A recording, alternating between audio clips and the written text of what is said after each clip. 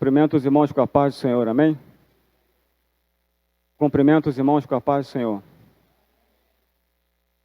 Vamos dar início então à nossa aula. Esse será o nosso último tema. O 12º tema. O julgamento final. A morte, o inferno, o lago de fogo. Quem estará no lago de fogo? O lago de fogo será eterno? Vamos ler Apocalipse 20, de 11 a 15.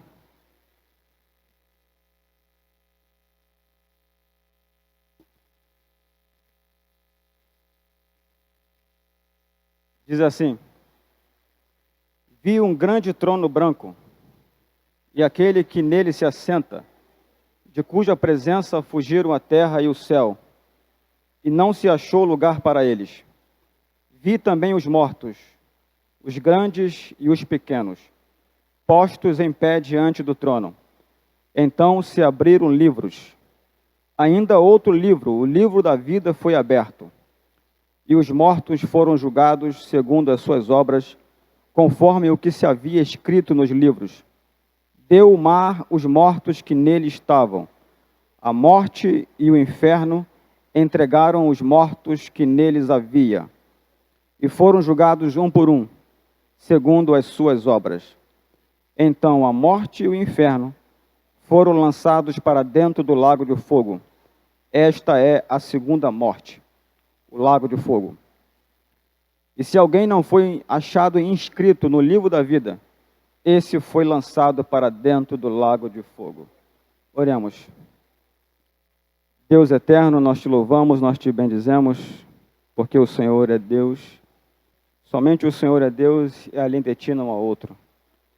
Somente o Senhor é Redentor e além de ti não há outro. Te rendemos graças, ó Deus, porque somos o teu povo.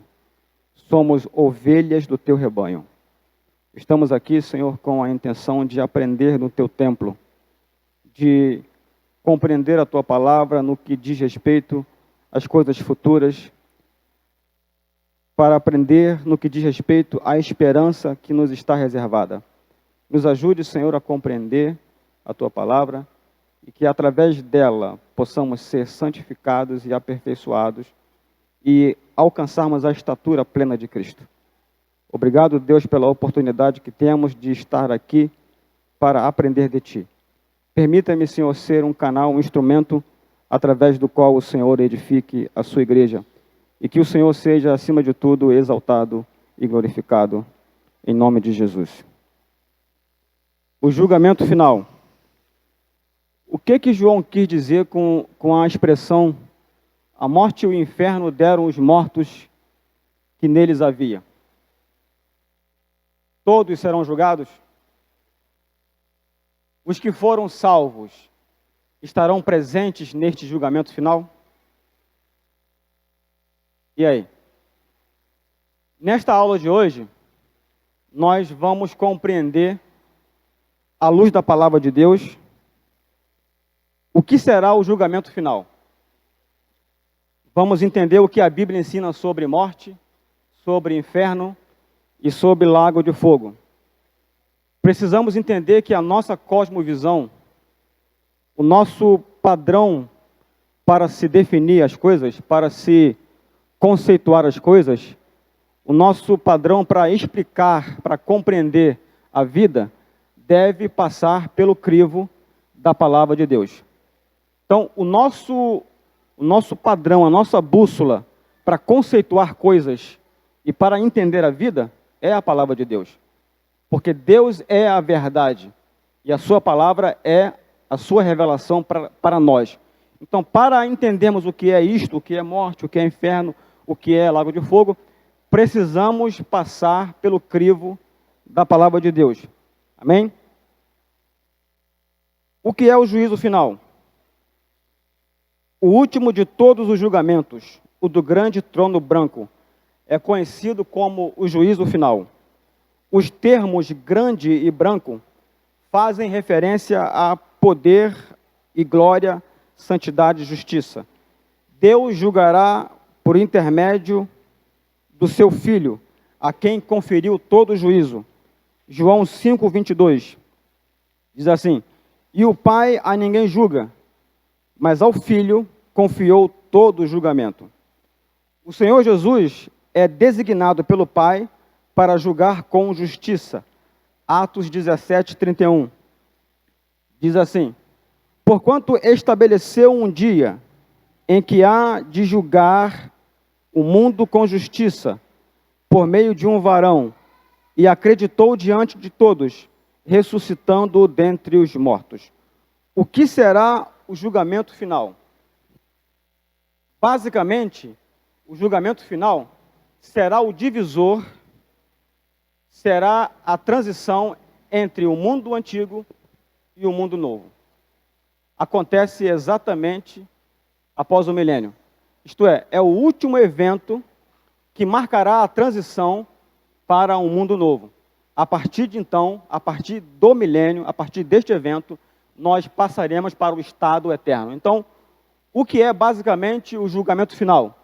É o divisor entre o mundo antigo e o mundo novo. E é nesse período, é nesse evento final, que a morte será destruída. O que fica mais uma vez comprovado que durante o reino de 1000 anos de Cristo sobre a terra, a morte ainda prevalecerá. Somente depois desse julgamento é que a morte será destruída. Amém? Então, Adão pecou e pelo pecado veio a morte.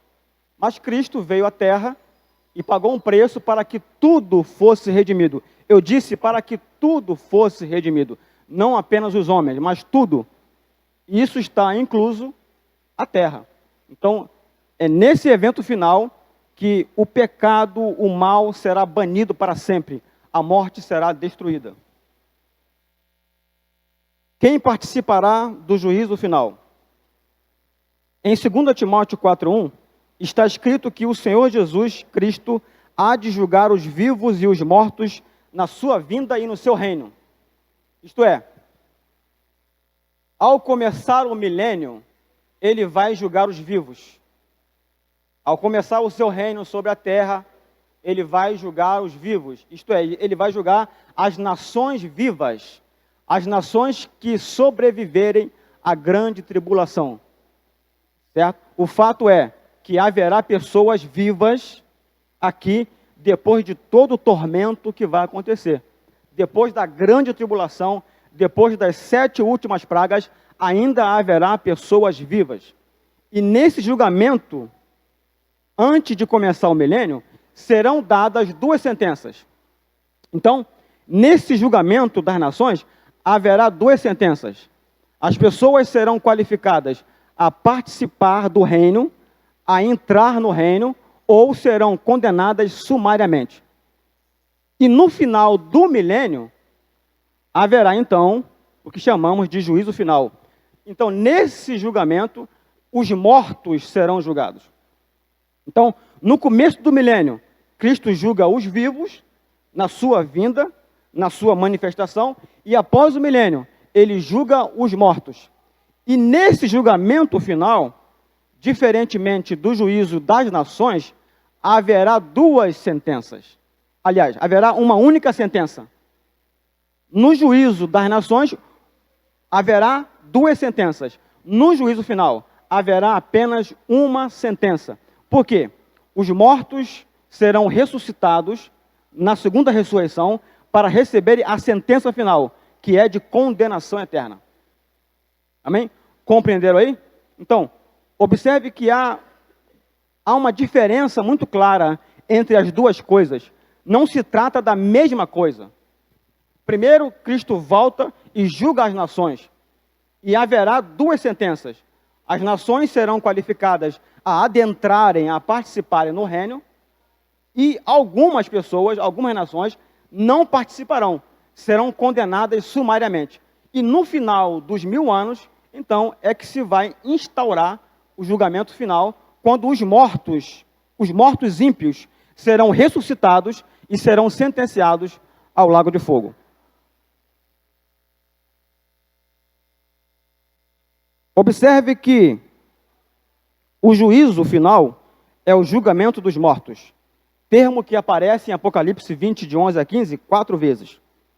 Todos os mortos em pecado, que ainda não tiverem sido julgados, estarão em pé diante do trono. Quem são eles? Quem são eles? Os mortos que não ressuscitaram no arrebatamento, os mortos que durante a grande tribulação e na batalha do Armagedon não ressuscitaram antes do milênio, e os pecadores contumazes que morrerem durante o milênio. Não serão proferidas nesse último grande juízo duas sentenças, como ocorreu no julgamento das nações. Haverá uma única condenação para os ímpios. Agora, por que a morte e o inferno, ou Hades, darão os mortos? O texto diz, a morte e o inferno deram os mortos que neles havia. O que Paulo quis dizer, o que João quis dizer com isso? O que significa essa expressão? Nós temos aqui uma expressão figurada. Nós temos aqui uma figura de linguagem chamada metonímia. Exemplo de metonímia. O estádio aplaudiu o jogador. Nós bem sabemos que tijolo não aplaude ninguém. Concreto não tem capacidade para pensar e fazer escolhas. Quando nós falamos o estádio aplaudiu o jogador, o que é que nós queremos dizer? Que os torcedores aplaudiram o jogador. O que é que existe aqui? Uma substituição. Nós substituímos a palavra torcedores por estádio. Isto é metonímia. É uma figura de linguagem que consiste em substituir, trocar um termo por outro, desde que exista entre os termos uma relação de proximidade. Outro exemplo. Ele pediu a mão dela em casamento. Ninguém casa com mão. Mas, quando você ouve essa frase, você entende. É ou não é? Eu não pedi a mão da minha esposa em casamento. Eu pedi a pessoa dela. Então, qual é o termo que é trocado por mão? A pessoa. Então, isto é metonímia. Então, a Bíblia está cheia de metonímias. A Bíblia está cheia de metáforas, de figuras de linguagem. Um exemplo bíblico. Ganharás o teu pão com o teu suor. Ninguém come somente pão. Pão aqui é um termo que substitui todo tipo de comida. Certo? Ganharás o teu pão com o teu suor. Ninguém compra pão com suor. Ó, trouxe aqui 1 litro de suor, me dá aí 2 quilos de carne. O que essa frase quer dizer? Que você se sustenta, que você é alimentado pelo teu trabalho. Então, trabalho é o termo que foi substituído por suor. Então, o que é isto? Metonímia. E nesse texto, nós encontramos a mesma coisa. A morte e o inferno deram os mortos que neles havia. Isto é uma metonímia. Outro exemplo. Pela cruz venceremos. É claro que pela cruz, propriamente dita, ninguém vence nada. Certo? A cruz ali é uma referência e está substituindo a redenção que nela foi feita. Então, nós vencemos pela redenção no sangue de Cristo. Mas nós trocamos esse termo por cruz. E aí nós dizemos, pela cruz venceremos. Então, isto é metonímia. O que João quis dizer com a morte e o inferno deram os mortos que neles havia? A morte, ela está relacionada ao corpo físico. Do pó vieste e ao pó tornarás. Para onde vai o teu corpo? Para a terra. Então, na morte, o teu corpo vai para a terra. O teu corpo entra em decomposição e volta ao pó. Então, a parte física do ser humano vai para a terra. Então, nós precisamos compreender isso. Então, a morte faz referência ao corpo físico. E o inferno? A palavra inferno aqui, no original grego, é Hades. Mais tarde, nós veremos que há 3 palavras gregas que deram origem à palavra inferno. Aqui, nesse verso, a palavra grega que dá origem ao inferno é Hades. Então, assim como o corpo está para a morte, o inferno ou Hades está para a alma. Na verdade, espírito e alma. A alma não vai para o pó. O espírito com a alma não vão para o pó. Vão para o Hades. Vão para o inferno. E mais tarde, nós veremos que o Hades não é o estado final. Não é ainda o destino final, mas é um estado intermediário. Tá certo? É porque nós entendemos tudo por inferno. E a palavra inferno, nos escritos originais, não consta. Tá certo? Nos escritos originais, nós temos Hades, Tártaro e Geena. Mas nós só conhecemos a palavra inferno. De modo que nós pegamos tudo, colocamos num saco e dizemos inferno. Mas ninguém que morre agora vai para o inferno no estado definitivo. Vai para o Hades, o estado intermediário, aonde as pessoas aguardam a sua ressurreição para serem julgadas e aí sim, serem sentenciadas ao inferno propriamente dito. Então, assim como o corpo está para a morte, o inferno está para a alma. Então, observe que há aqui uma metonímia. Tá certo? Ou seja, o que significa isso? Os mortos ímpios serão reunidos em seu estado pleno para comparecerem diante do justo juiz. Qual é o nosso estado pleno? Espírito, alma e corpo. Então, haverá uma ressurreição. Haverá uma ressurreição para a sentença final. Então, as pessoas que não foram salvas, os mortos ímpios, serão ressuscitados. Isso nós conhecemos por segunda ressurreição, que é a ressurreição da condenação. Então, o que significa isso? A morte e o inferno deram os mortos que neles havia. As pessoas que foram mortas sem Cristo, sem salvação, serão ressuscitadas no seu estado pleno para serem julgadas naquele dia. É isso que esse texto significa. É uma metonímia. Compreenderam aí? Alguma dúvida? Então, metonímia é a substituição de uma palavra por outra, quando entre ambas existe uma relação de proximidade de sentidos que permite essa troca.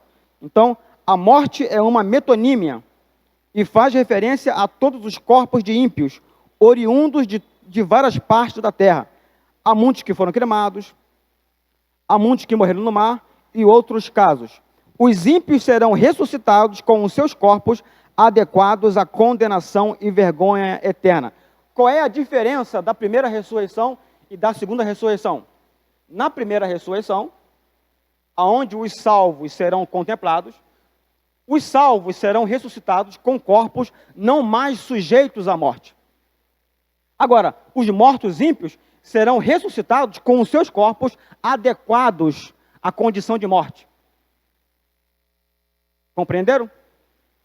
Todos terão corpos, salvos ou não terão corpos, só que uns adequados para a vida eterna, para a realidade celestial, e outros adequados à condição de morte, que é separação de Deus eternamente.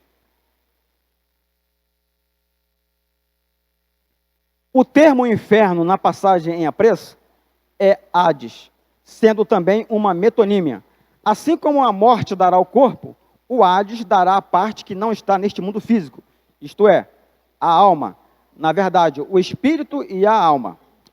Todos os sentenciados ao lago de fogo, no trono branco, serão pecadores já condenados por antecipação. Isto é, o juízo final é só a entrega de uma sentença. Por quê? Aqueles que não estão salvos já estão condenados por antecipação. João 3:18 e João 3:36.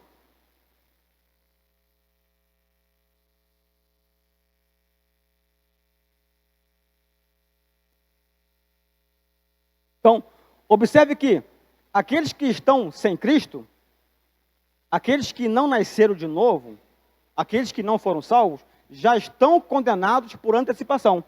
No juízo final, só vão receber a sentença final. Quem nele crê não é julgado.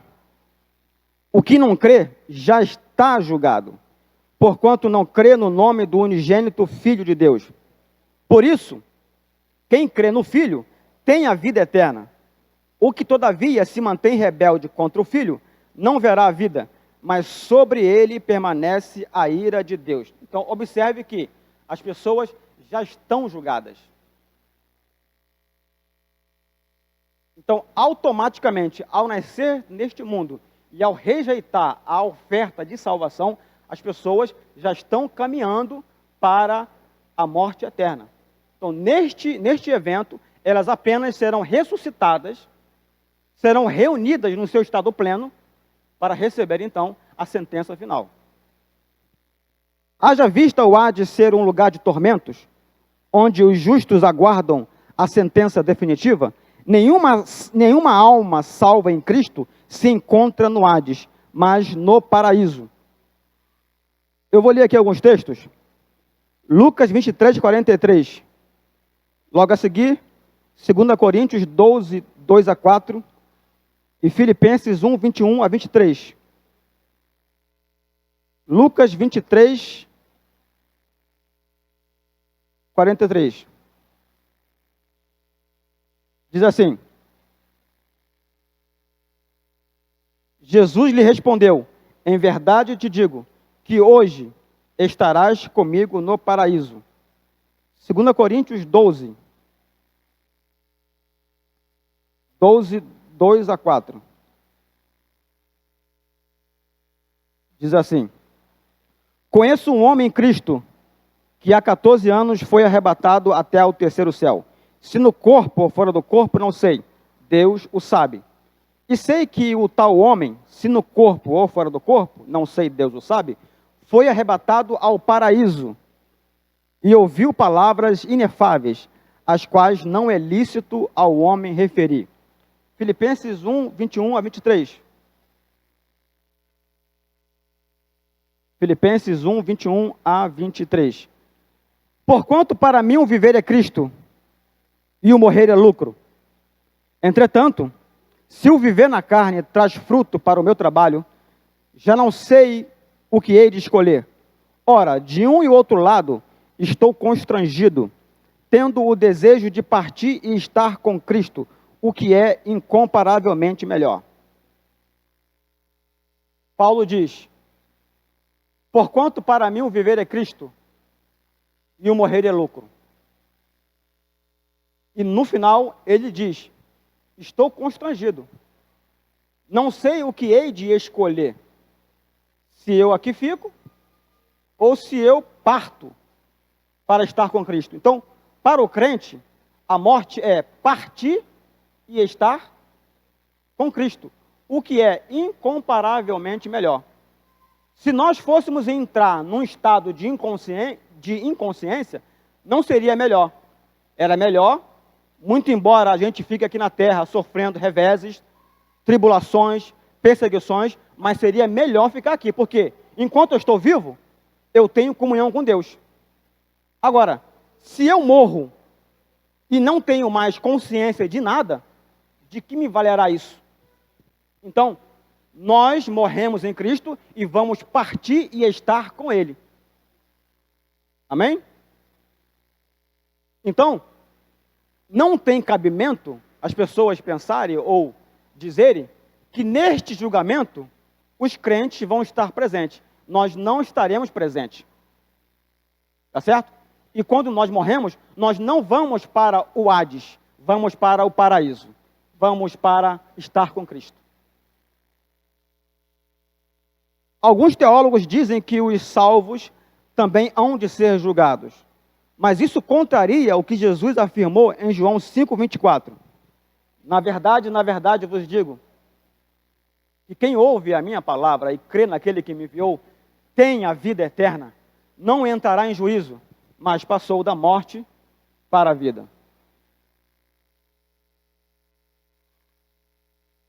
Se eu quisesse, eu só faria dessa palavra a minha base de fé. É claro que eu tenho outras palavras, eu tenho outros versos, mas basta essa. Basta essa para nós termos segurança eterna da salvação. Nós passamos da morte para a vida. Não entraremos em juízo. Passamos da morte para a vida. Isto é, não estaremos presentes neste evento final. Os que fazem parte da primeira ressurreição, a segunda morte, não tem poder sobre eles. Aleluia. Amém? Então não tem cabimento essa pregação, esse conceito de que os salvos também estarão presentes nesse dia final aí. O termo juízo aqui diz respeito à decisão, julgamento, no sentido forense, especificamente acerca do juízo divino. Nesse caso, o salvo em Cristo já tem a vida eterna e não mais será julgado quanto ao pecado. Romanos 8:1. Romanos 8:1. Agora, pois, já nenhuma condenação há para os que estão em Cristo Jesus. E nenhuma é nenhuma mesmo. Agora, pois, já nenhuma condenação há para os que estão em Cristo Jesus. Verso 16. O próprio Espírito testifica com o nosso Espírito que somos filhos de Deus. Verso 33. Quem intentará acusação contra os eleitos de Deus? É Deus quem os justifica. Quem os condenará? É Cristo quem morreu, ou antes quem ressuscitou, o qual está à direita de Deus e também intercede por nós. Podemos ter garantia e convicção plenas de que somos salvos hoje, estamos sendo salvos e seremos salvos. E não estaremos presentes nesse julgamento final. Diante do exposto, o que significa a morte e o inferno foram lançados no lago de fogo. Isso está no verso 14 de Apocalipse 20. A morte e o inferno foram lançados no lago de fogo. O que significa isso? Se o corpo físico, que é a parte material, está associada à morte, e a alma, ou o espírito com a alma, estão associados com o inferno, ou Hades, o que significa isso? A morte e o inferno foram lançados no lago de fogo. Isto é, mais uma expressão figurada, é uma metonímia.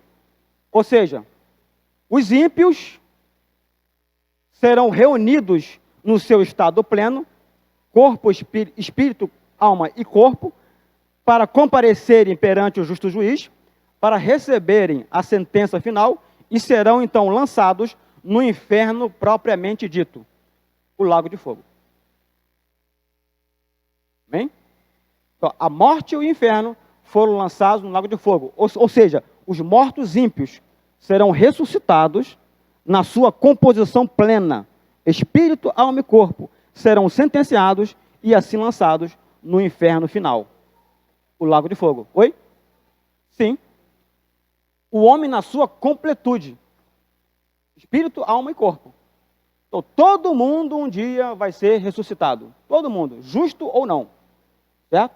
E serão sentenciados, uns para a vida eterna e outros para a morte eterna.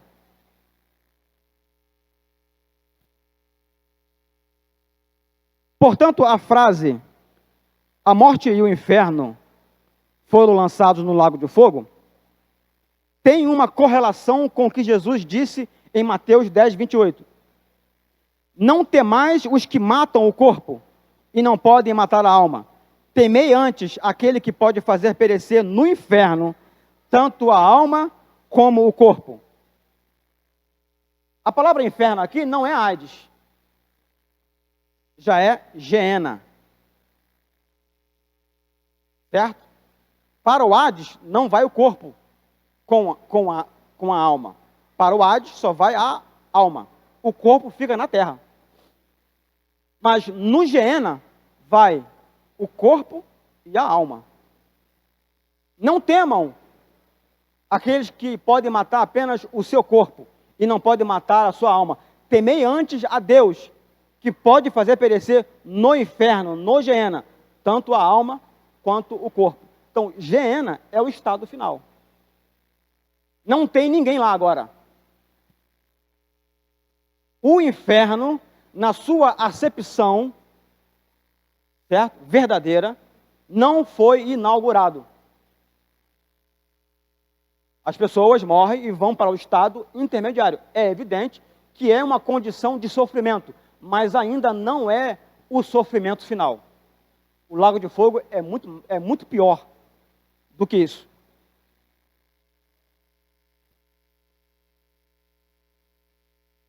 Morte, inferno e lago de fogo. Morte, a morte. O que é a morte? A morte é a separação da alma do corpo. E por meio dela, o homem é inserido no mundo invisível. Então, precisamos entender o que é morte, segundo a complexidade do que é o ser humano. Tá certo? No mundo aí fora, as pessoas definem morte como final de existência. E não é isso. O nosso padrão para conceituar as coisas não é o que as pessoas aí fora dizem, mas é a palavra de Deus. Então, morte, certo? Dentro dessa complexidade que é o ser humano, espírito, alma e corpo, e o ser humano não é somente corpo, não é somente mente, o ser humano não é apenas um ser mental e físico, mas é uma complexidade de espírito, alma e corpo. E dentro dessa complexidade, a morte não é uma condição de inexistência. O homem, como uma entidade espiritual, após a morte física, ele vai para o mundo invisível, na mesma condição espiritual em que ele estava quando estava na Terra. Se as pessoas morrem sem Deus na Terra, quer dizer, se elas vivem na Terra sem Deus, quando morrem fisicamente, elas vão para o mundo invisível na mesma condição em que estavam, sem Deus. As pessoas morrem com Deus ou sem Deus e, desta maneira, entram no mundo invisível. Se as pessoas morrem sem Deus, elas entram nessa condição no mundo invisível, só que agora é para sempre, não tem mais remédio, não tem mais esperança. Enquanto vivem, as pessoas podem mudar isso. As pessoas podem ser salvas, as pessoas podem crer. Mas quando morrem nessa condição, não tem mais esperança, não tem mais remédio. É para sempre. Então, o que é a morte, então, basicamente? É uma separação. O ser humano não deixa de existir porque morre. Num certo sentido, aplicando-se ao corpo, a morte pode ser, sim, o fim de uma existência física, do corpo, mas do nosso eu verdadeiro, não. O nosso eu verdadeiro não é material. O nosso eu verdadeiro é imaterial. Então, essa parte imaterial continua existindo após a morte física. Então, morte é simplesmente separação. Amém? Então, o que é morte? Não é uma condição de inexistência. Não é deixar de existir. É basicamente separação. Na morte física, a parte que é material é separada da parte que não é material. Descreve-se essa experiência de várias maneiras.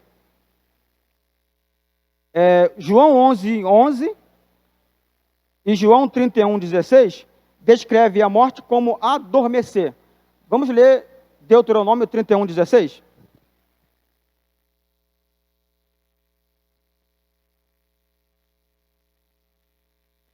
Deuteronômio 31:16.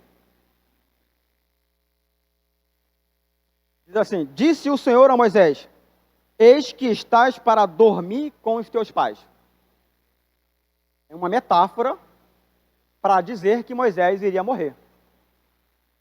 Então, a morte física, ela é descrita segundo esse termo, segundo essa experiência, dormir.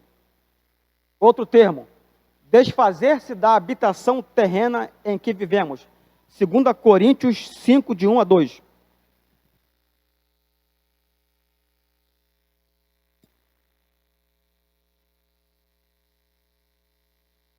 Diz assim: sabemos que se a nossa casa terrestre,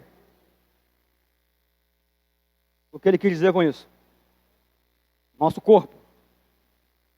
Sabemos que se a nossa casa terrestre se desfizer, temos da parte de Deus um edifício, casa não feita por mãos, eterna nos céus. E por isso, neste tabernáculo, isto é, neste corpo, gememos, aspirando por sermos revestidos da nossa habitação celestial. Quem é que geme aí?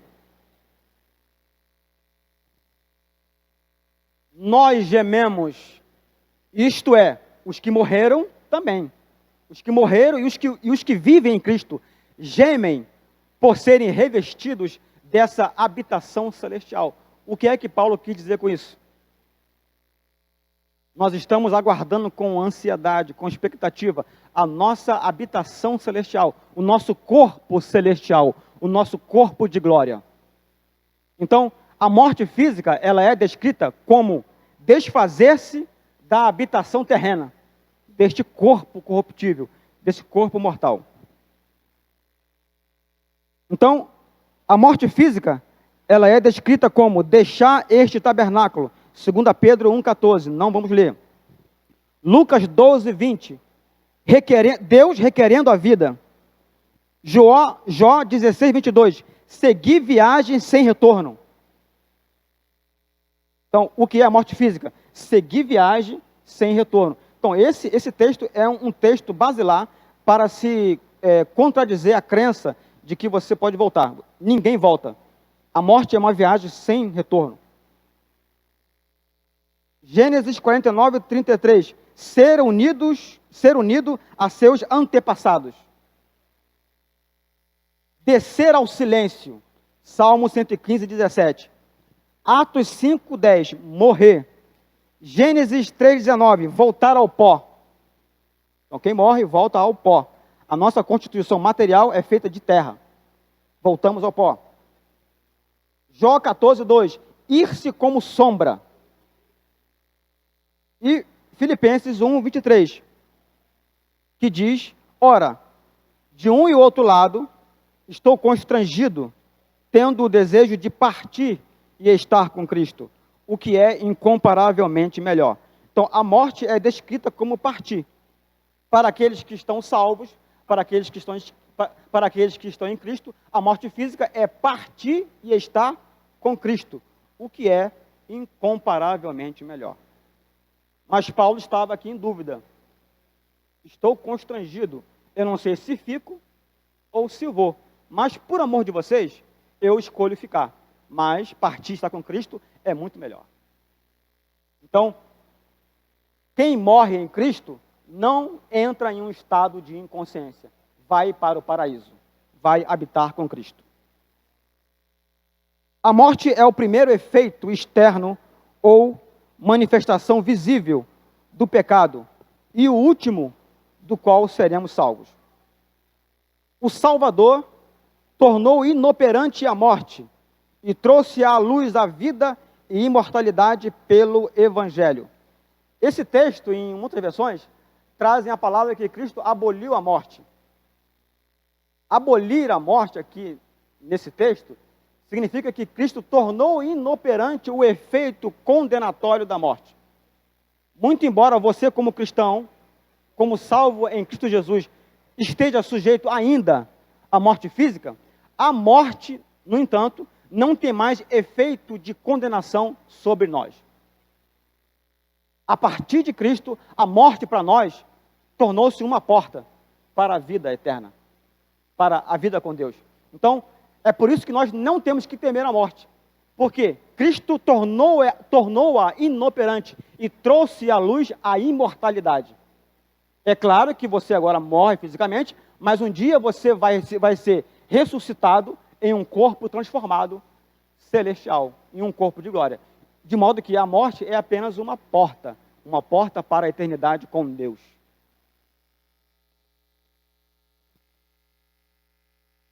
Que ligação há entre a morte e a imortalidade?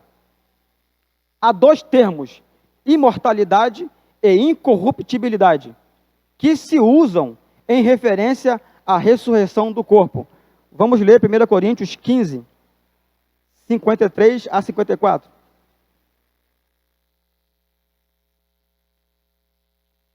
1 Coríntios 15, 53 a 54.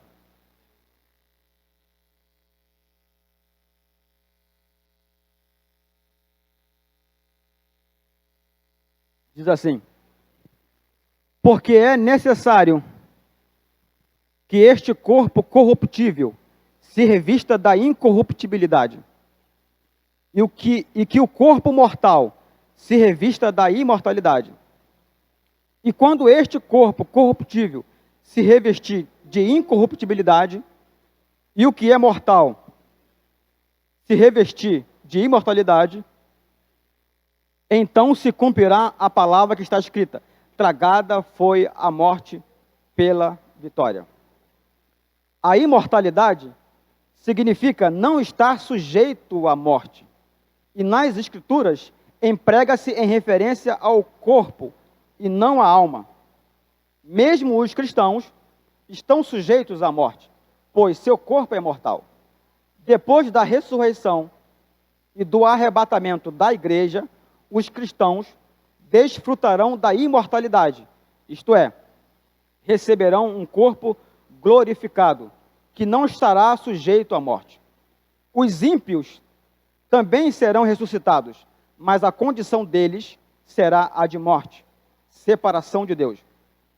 Embora tenham existência, não desfrutarão de comunhão com Deus, nem da glorificação do corpo, o qual de fato constitui a imortalidade. Conscientemente existirão em uma condição de sujeição à morte. A sua ressurreição não é a ressurreição da vida, mas a ressurreição para a condenação. Então, o que é basicamente imortalidade? A imortalidade, ela não faz referência à nossa alma, ao nosso espírito. Ela faz referência ao nosso corpo. Tá certo?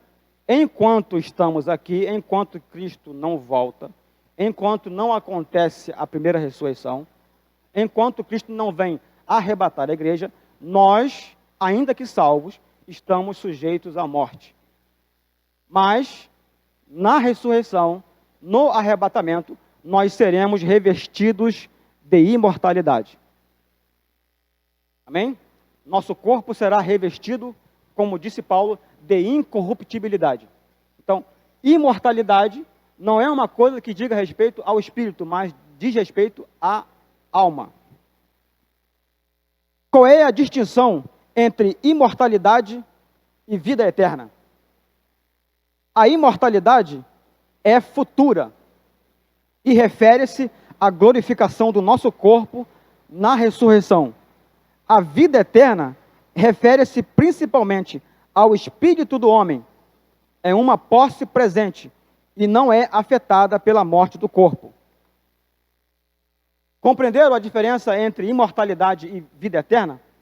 A imortalidade é algo futuro. Não aconteceu ainda. Por quê?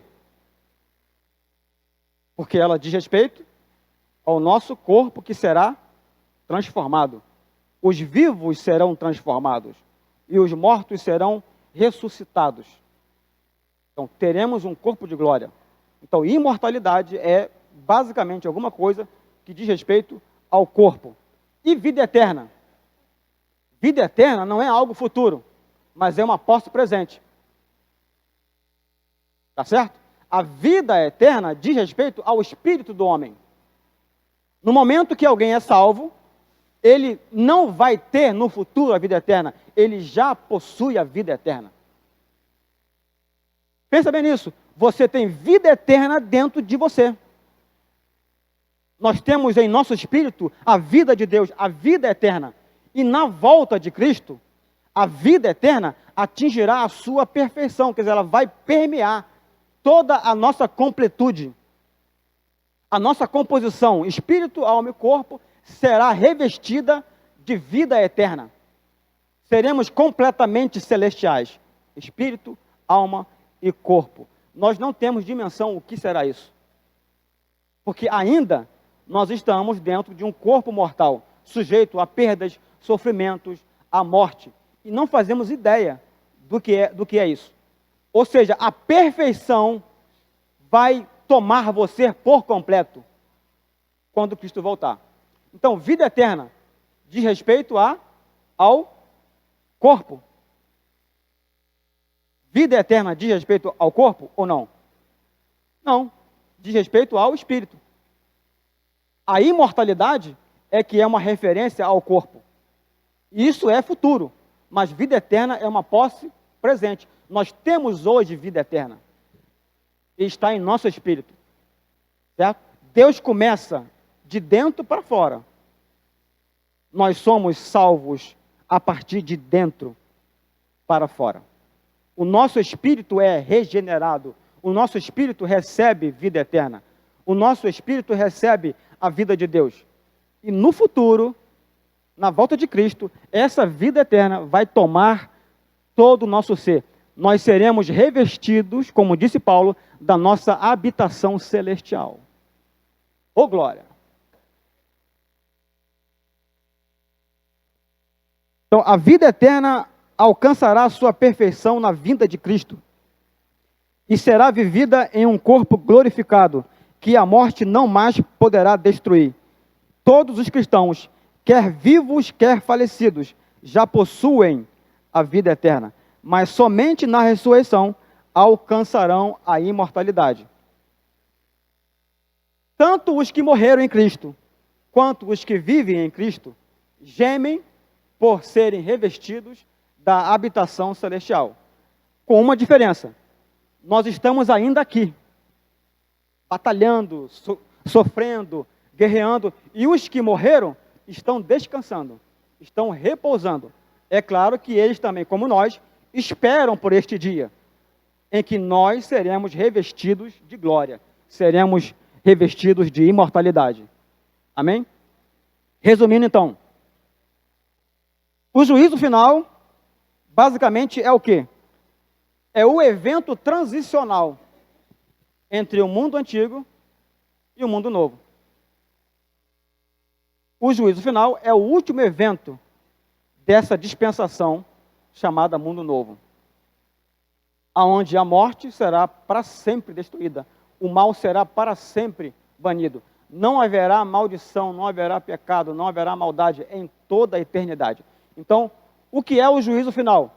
É, basicamente, a grosso modo, um evento transicional entre o mundo antigo e o mundo novo.